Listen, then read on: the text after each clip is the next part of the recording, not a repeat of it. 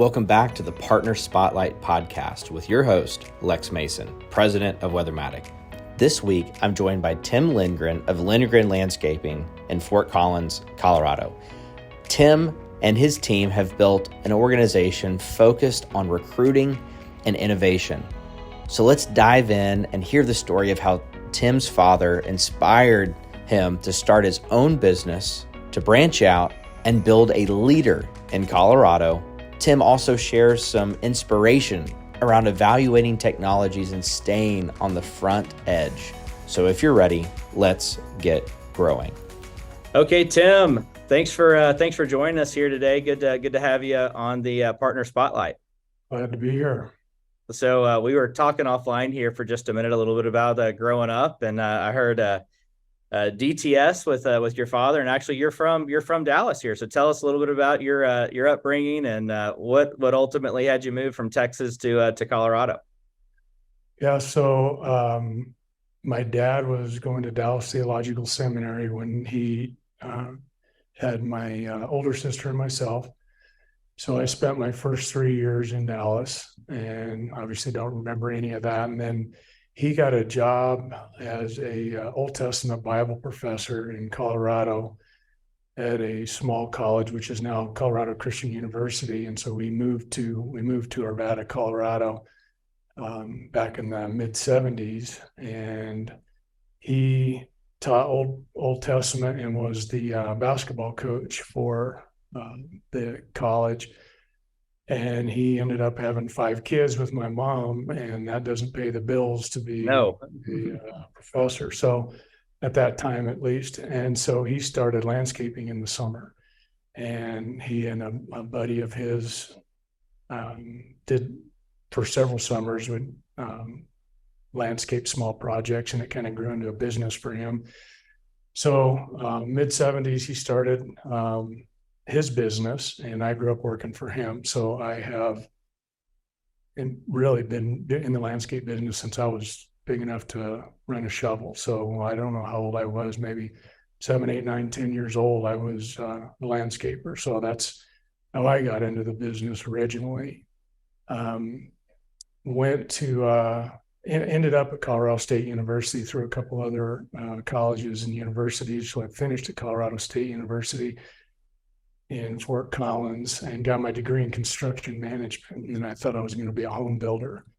And at the end of my, the semester before I graduated, I also got engaged, and we decided, I was doing side jobs during college, doing some irrigation systems and some landscapes for professors and just kind of a little side hustle that I had gotten going. We thought, my wife and I, or my wife-to-be said, why don't we give this a run? And so I actually asked my dad if he wanted to go into business with me, and he said, absolutely not. and which was a good thing. He didn't believe in partnerships, and we're very different people, and I'm a little bit more of a risk taker than he was, and he could see that probably wasn't a good fit at the time. And so we started Lindgren Landscape in 1995 here in Fort Collins. So this is our 28th year in business. Wow. So dad's side project of landscaping in the summer certainly inspired you to start trying it. But then ultimately, so I was under the impression, so Lindgren Landscape was there's not the second generation effect here, but just exposure to landscaping through your dad's work. Yeah. Well, at the time, you're 23 years old. You think you know everything there is to know about landscaping because you've been doing it so long. And I thought, why start over building homes or trying to start from the ground when I already know it all? And obviously I learned quickly that I don't know it all, but I had enough to get started. And it was during the boom of Fort Collins, or the 90s had a big residential boom around here.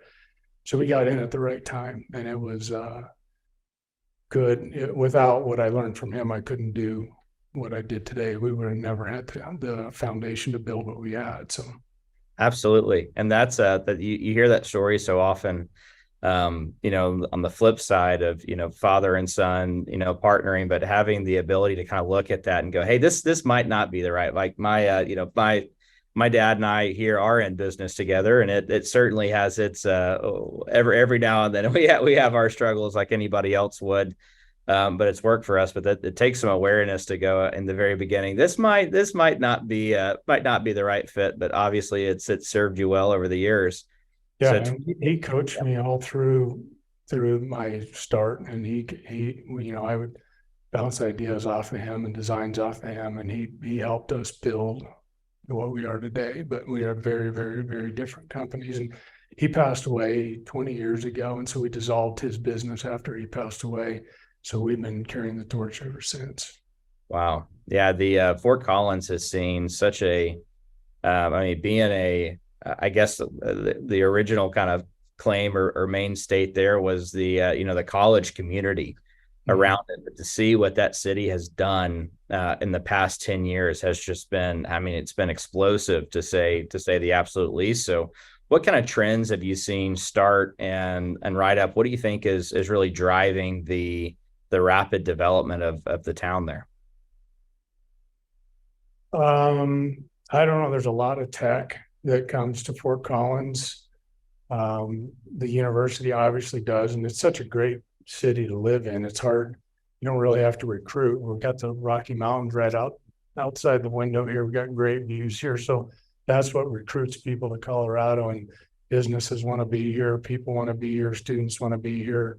It's a pretty good quality of life, and a lot of outdoor activities and a lot of healthy people come here to work out, to hike in the mountains, to do motorsports, to ski. There's just so many activities to do here that it's a unique place. And I think they need to rename it like the outdoor activity capital of the world is. And I have some friends that are they're just outside of Fort Collins, and I don't know if I'm ever more tired than when I come home from a trip with them up there.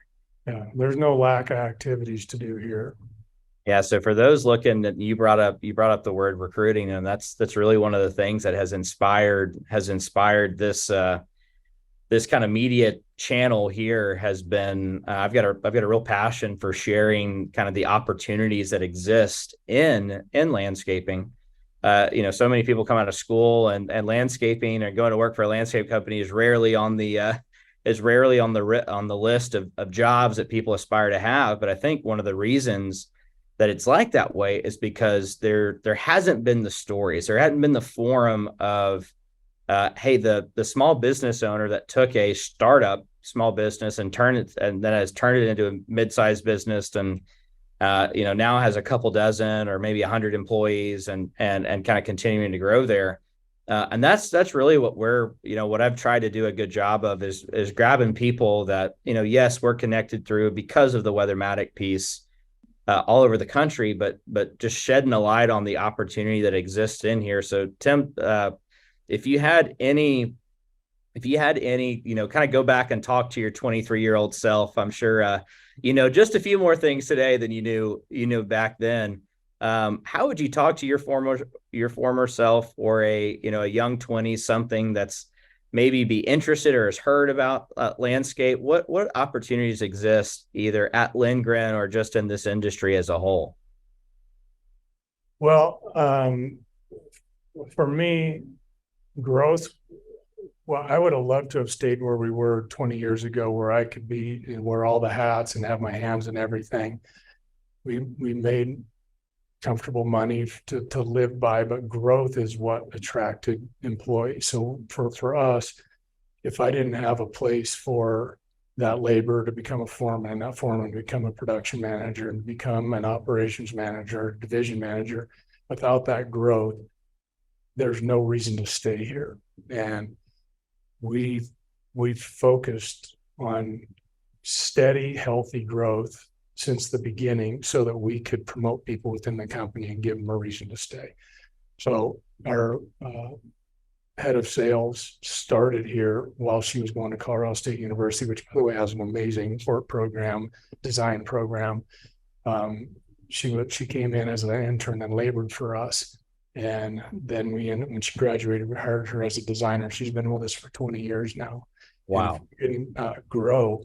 she'd have nowhere to go. So Scott, who's our lead estimator, who's been with us for 21 years, he and I worked together for my dad as foreman back when I was in high school. And then when my dad passed, he came and worked for us. So he's been with our family for 28 years. So without growth, you don't have long-term employment. You don't have those stories. So I would say to any company out there that's getting started, put the systems in place, the processes in place so that you can grow your business so that people have a reason to stay. Yeah, I think that's a piece right there that sometimes people can get comfortable, right? Life, stages in life change. You go from starting out to, to having kids, to growing careers, to, to creating kind of like the staying power, even like the transition. The one thing that has to stay constant through everything, and it's what we try to practice here every day, is if you want to attract winners, if you want to attract people that are going to push your business forward and make it better, growth has to be on the mind. It can be improving and growing processes. It can be improving and growing, profit. It can be, growing top line revenues. But you don't have the ability to grow the people if the business itself is not growing. Sure. And so those two things, when we step up and we take our interviews, right, and we're talking to people and that growth question comes up, I think a great thing for anybody that is interested in this industry that's sitting down in an interview process is to ask the business owner, the hiring manager, whoever it is that they're talking to, hey, how has the business grown, financially over the past 5 years? If they can't look at that and tell you, hey, we've grown, we've developed, maybe we've hit a little snag here and there, like everybody does, been working through some things. But you can pretty well forecast your personal development and growth through a particular company by looking at how that company itself is growing. Sure. Because growth creates opportunity. Without that, it's where do we go? So on that note, Tim, obviously over the past 25, 30 years of owning and running the business, the world's changed a handful of times. What are you guys battling with right now that you think is the next hurdle for furthering, the growth of Lindgren? What are you guys fighting now? Well, the last 5, 6, 7 years, it's been labor. We really, really struggled with labor, and that has hindered our growth dramatically. And if sales were there, systems, production, we had everything in place to grow. We just couldn't get the bodies. And this is the first year in 5 years where we've been fully staffed. And it's unbelievable how refreshing it is to have a bench, be able to correct and let go of people who aren't performing and not feel like you're held hostage to every employee because they're so hard to replace. Going forward, assuming this trend stays, that and I don't know if that's the way it is. We got a large push from H2B this year, which was a big help. We've lost the lottery for many years and finally won the lottery this year. We don't ever rely on H2B. We just supplement with H2B because it's so unreliable. We got 13 additional employees this year that we know are going to be here for the whole season, and that's been a huge boost. But also the hiring market has been better, and I don't know what to attribute that to. I don't know why we have so many more qualified applicants this year than we have in years past, but we're happy that it is what it is. I would say trying to keep up with technology going forward is, in our industry, technology is changing so rapidly right now, which is so nice because this industry has been archaic when it comes to technology. For the first 20 years we've been doing this, and now it has really caught on. And with the Weathermatic, the virtual controllers, and the SmartLink application and that kind of thing, and software like we use Aspire, which is changing almost daily, and trying to keep up with that, and the autonomous mowers and robotics and all that, trying to stay ahead of that so that this company is leading that as opposed to following is one of my goals going forward. And that's going to be a challenge because it's being the first in is usually comes with a lot of risk, but at the same time, we've always considered ourselves more of a technology company that happens to do landscaping. We really stay on top of software, I think, but it's moving so fast right now, it's hard to stay on top of it. It is. It's gone from. I mean, we are a technology company, right? And whether we used to think that or not, I mean, the percentage of our revenues over here, if you look at over the past 10 years, it used to be a nice little supplement, and now it's the main thing. And and certainly there was intention and purpose behind going down that route, but I think it even surprised us a little bit to realize how fast. Your comment about labor, your comment about technology, and all those things, we could have probably just stood to the side and had a pretty similar effect of what it's been. But looking at how the lack thereof is a better word, the lack of technology that existed, 15 years ago in this business, just compared to what has improved over the past 5. The speed at which tech has entered this industry and actually been adopted in the past 5 years, it's like the technology revolution of landscape. Stuff has been out there, but there was so much skepticism in the market about doing it that I feel like once it got to almost like a critical point of enough people were doing it, enough people were talking about it, it gave more people either the courage or the sense of community to, hey, jump in. And by God, it works, and kind of keep running. But that the intentional focus on technology, I think you hit the nail on the head. If it's not in the crosshairs of what us as leaders are looking at, same way that we're looking at it over here on the Weathermatic side, that's where you start getting into the land of being left behind if we're not pushing. Because if someone can produce a unit of output for 80% of what you can produce it for, well, then the writing's on the wall, right? And so we have to continue to push forward through that. So you mentioned robotics, you mentioned, our stuff on the tech side. Let's go down the people route for a minute. So recruiting, you said it's almost been like a surprise, and I don't know if I necessarily believe that. I feel like you guys have built an incredible brand reputation up there, and it's not something that's built overnight, but I'd love to know, and I'm sure the folks that'll listen to this here, what kind of intentional steps have you put around recruiting to have a better result this year than in years past? Is it a particular individual that's just a rock star that you've hired? Is it just continuing to build the brand? Like what are you guys doing? What's the special sauce to have a better recruiting pool this year than in years past? I'd say it's several things. I think the consistent thing that we've done is try and put people in our organization that are high character, and that creates a culture that is, you spend more time at work than you do almost anywhere, and to come to a job day in and day out and we're with negative people or people that don't share your values is frustrating. So we've tried to keep a very high character team in place. And so our main people that have been here for 10, 15, 20 years share my values and are people that I want to be around. And I think other like-minded people want to be around. But we hired an HR gal a year and a half ago that is just a rock star. And she has started kind of grassroots, going to junior highs and high schools and job fairs, whether it's CSU right here in town or the local junior high doing a career fair day.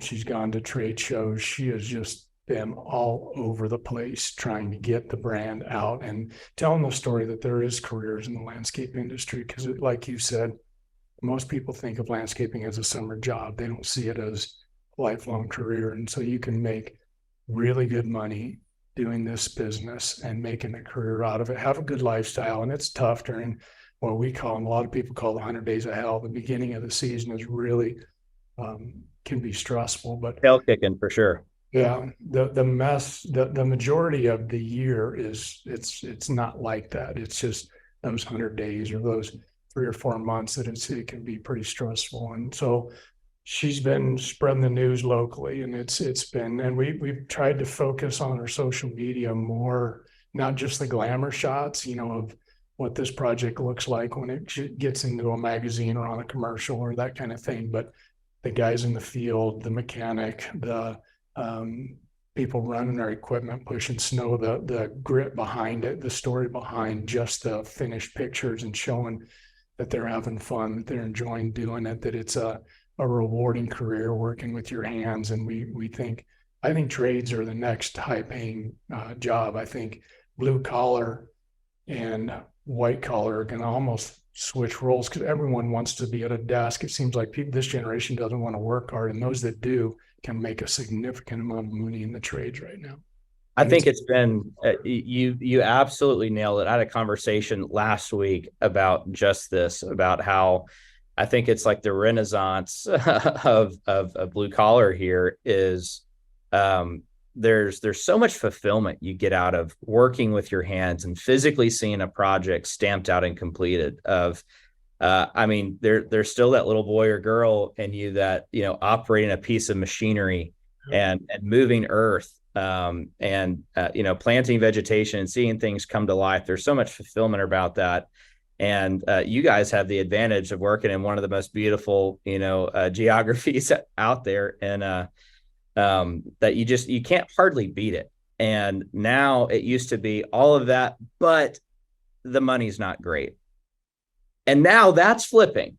Yeah. That when I'm hearing some of the kind of entry level, let's call it account manager, or entry level kind of operations roles in the landscape industry compared to the entry level positions in finance, or if you don't go to a big four, the entry level stuff in accounting, compared to what we have to work with in this industry, I think it would blow most people away, the opportunities that exist over here for somebody who's coming out of high school, coming out of a 2-year university, even coming out of a 4-year university, that enjoys nature, enjoys building and constructing. The opportunities that exist over here are on par, if not now even tilting in our advantage.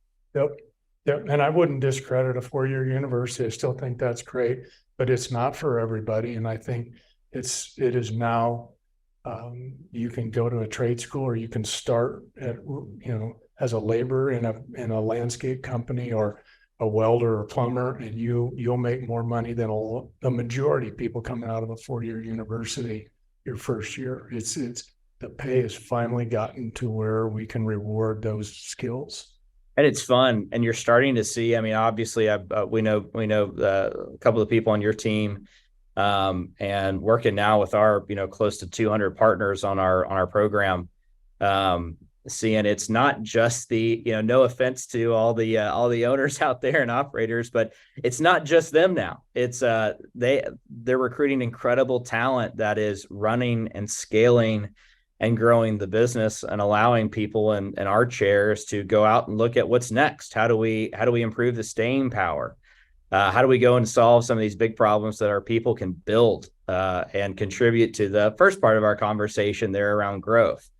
And so it's fun now to have a little bit more powder behind what we're doing, and it just broadens the recruiting kind of funnel to go out and compete with the banks, to compete with management consulting firms and things like that. That I would have never dreamed that we would be on that kind of a playing field.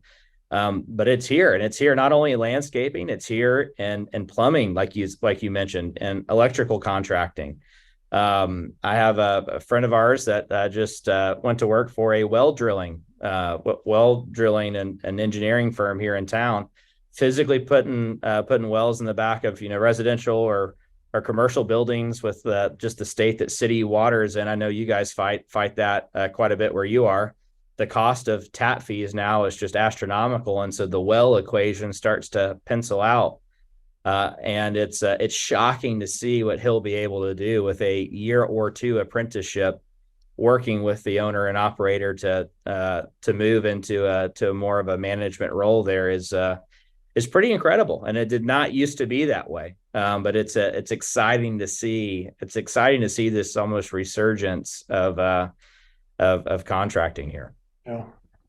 So, well, Tim, I really appreciate everything here. And before we wrap up, anything kind of outlook. So if you were coaching somebody who's looking at, hey, whether we come to Lindgren, whether we come into maybe another trade, how what's your last recruiting call of what makes Lindgren a great place to come work? Compared to some of the competition that's out there, why choose you over the rest of the landscapers there in Fort Collins and surrounding areas? I would say that we've kept our standards high. We got a lot. We do background tests. We do drug testing. We have a pretty high bar to come and work at Lindgren, and there was a lot of pressure in the last couple of years to lower that bar so that we could get more people in the door. And you can just imagine, especially in Colorado, Yeah, if you drug test, how it limits your pool of potential candidates. But that's one of those things that's important to me because we're around, families, people's houses, and you want people who are cognizant, people who aren't under the influence to be running equipment and snowplows in the middle of the night, making sure we have the background checks, that we have high quality people that represent our brand. And so we never lowered the bar. As much pressure as we got to try and lower that so we could get more applicants in the door, we held the line. And so I would say keep the gate to your company narrow so that you are recruiting the right people, because our industry doesn't have a great reputation for the quality of people that are in it. It's frustrating to me that it's been that way. And kind of one of our goals for the last 28 years is we want to be different. We want our equipment to be clean and neat and high quality. Trucks, trailers, skid loaders, backhoes. We don't want trash on the job site. We want clean. Our brand is different, and it's with our people. It's how we manage our equipment and our processes and our job sites. It's just, we're different from the ground up. And I think that resonates with people when they come here and they see, I'm not going to drive a junky truck all day. I'm not going to be, working with guys that I don't want to be around. And I just feel like we created a different culture here, and it shows in the quality of people that work here. I love that because it's the spend on equipment shows your investment and your trust, because it is a lot more affordable to operate a couple-year-old pieces of equipment and keep them moving than it is to go out and buy a fleet of new, and to keep it clean is hard. And so it instills almost a level of trust into your frontline people. And you made the comment a minute ago about not lowering the bar. And so to kind of tag onto that, we have what we call the 3 C's. And it's the lens that we look through for every single person that we hire. And it comes down to character, competency, and chemistry. So character, right? Are they going to do the same thing standing in front of the boss as they are, on the job site when they're by themselves and no one's looking? So are we pressing easy buttons? Are we cutting any corners? Right? Character is not replaceable. Chemistry, right? Do they play well with others? Mm-hmm.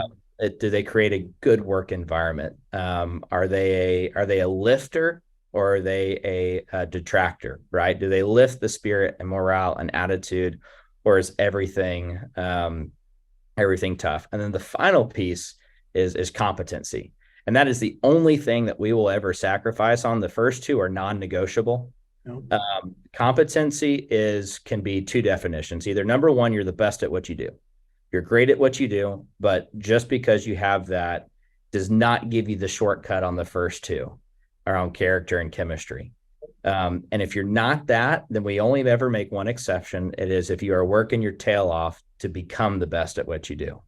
And so that competency is the only one that has an A or a B next to it. It's either you are the best or you're working at becoming the best. But the first 2, character and chemistry, we will never lower the bar on those 2. And so between creating the culture at work, somewhere that people want to come, somewhere that people want to invest, their time in.